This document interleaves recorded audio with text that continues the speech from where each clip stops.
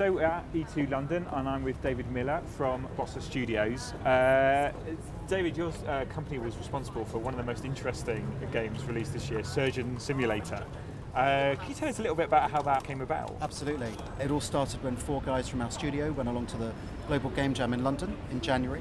The theme for the jam was a heartbeat, and they came up with this idea that what if you were just an ordinary guy that suddenly had to perform a heart transplant? And not only that, but with quite challenging physics, quite challenging tools. This demo went up on the Game Jam site, and the reaction was just unbelievable.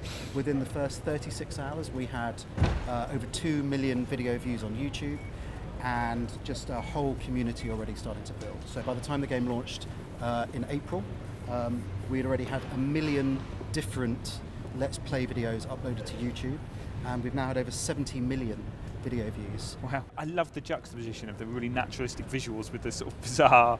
I think that's really where the humour lies, and the team, the games designers, very, very meticulous about just how difficult they wanted it to be and how much they wanted to give away. One example is there was a big discussion about whether to have a tutorial or not. And the argument went backwards and forwards. We should really explain how this works, and our designer Luke was extremely adamant that the only instruction you should have when you would load up the game was perform a heart transplant. And therein lies the humour. And then when you look up from the body and you look to your left and right, yes, of course you see scalpels and clamps and those like kidney-shaped stainless steel bowls, but you also see hammers and saws and various other sort of random items. Yeah. And it's really this juxtaposition of, as you say, sort of the realism, but also the sort of the quirky humour that I think has really been what's captured people's imagination.